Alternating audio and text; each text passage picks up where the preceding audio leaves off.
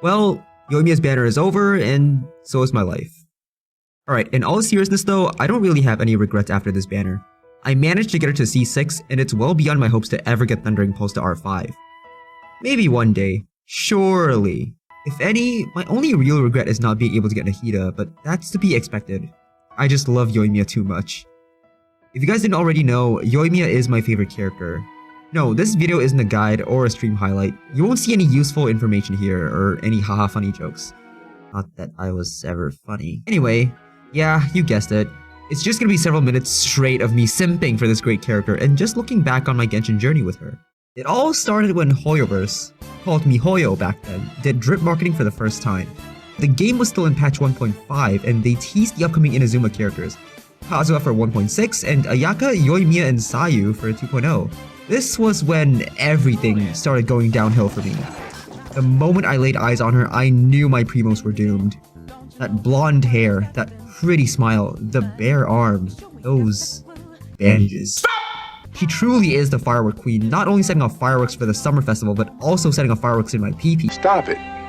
Get some help. The only issue I had was that she used a bow, and I never liked using bow characters, so I just decided that I was gonna be a bow user? Wait, what about the Electro Archon? She's an Archon after all, and she looks pretty cool.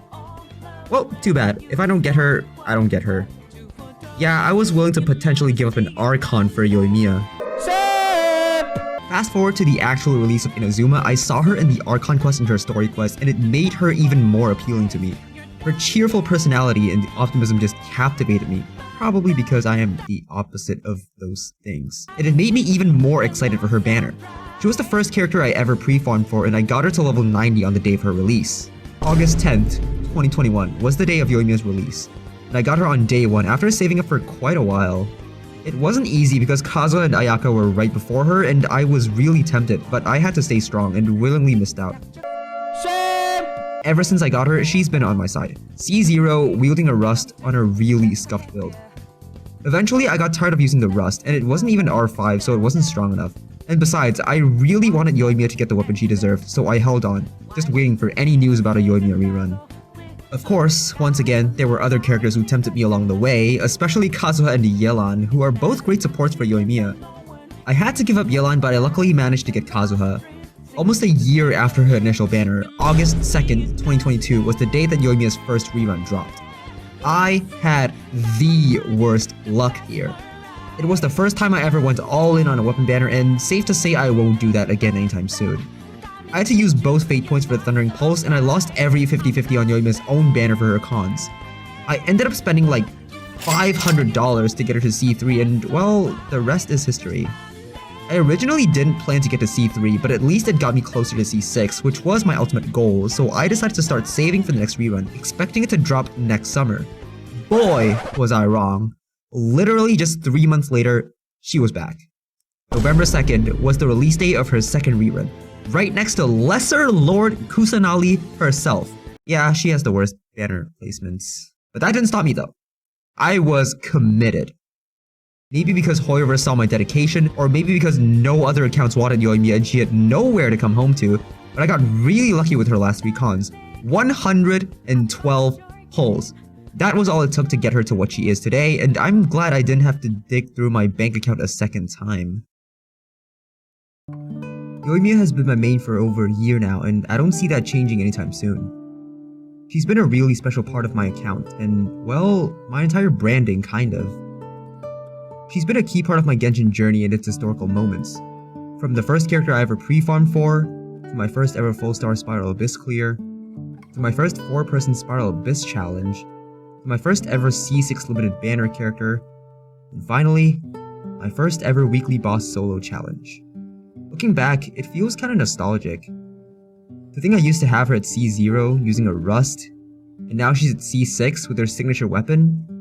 We've really come a long way, and, well, I just feel proud, I guess. Of course, this wouldn't really be a video showing how far we've come without a damage showcase, right? It's the only proper way to show progress in my opinion. So what better way to showcase damage than the Spiral Abyss? Alright, I'm not gonna edge you guys any further, so this is my C6 Yoimiya. Solidify! Let me leave you a verse. Know my sword. Unleash. Break aloud.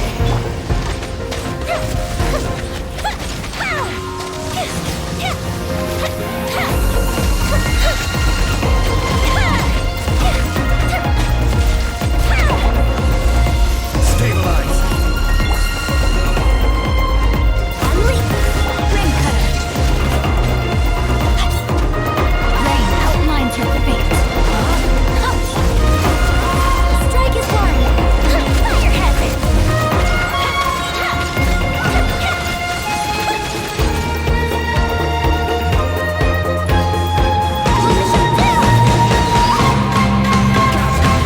Rain cutter. Break aloud. Fire hazard.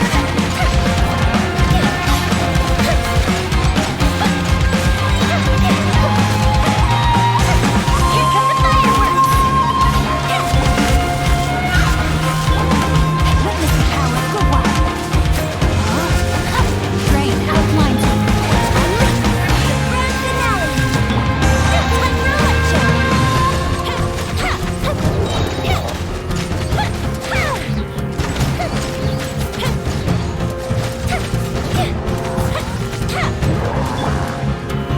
Solidify! Let me read your verse. Strike is one. Fire hazard.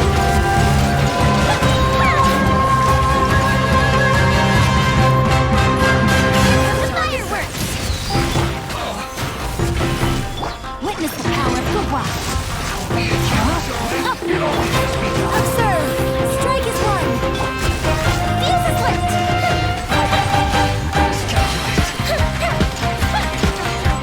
Raise a star.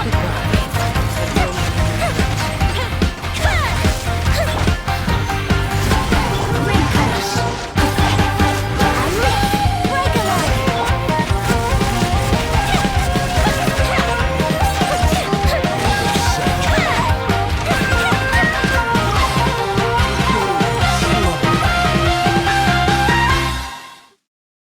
Being a Yoimiya main was a struggle at first, honestly. She didn't really feel strong enough, especially when the standard for pyro DPS was set so high by characters like Hu Tao. But I chose to stick with her. To this day, she still receives negativity from a lot of players, like, seriously? How could you hate this precious girl? And because of her banner placement, a lot of players have skipped her for other, more favorable characters. It's just sad to see. Still, Hoyoverse has released several characters that can support Yoimiya really well, making her a lot stronger, finally giving her the love she deserves. All you Yoimiya mains out there will understand what I'm talking about. In the end, what I want to say is, thank you, Yoimiya, for being a part of my Genshin journey. And thank you all for being here, witnessing this journey with me. I feel like my channel only really began when I started making content about Yoimiya, so I appreciate you all who stuck around despite my change in content. No, don't get the wrong idea. Having her at C6 is not the end. Rather, it's just the beginning of a new chapter. Whatever this game throws at me in future challenges, you can bet that I'll always be able to trust Yoimiya with it. So yeah, that means more Yoimiya content. Hope you're ready for that. And if you're new here and a fellow Yoimiya enjoyer, consider subscribing. It's free after all. Thanks for watching and take care.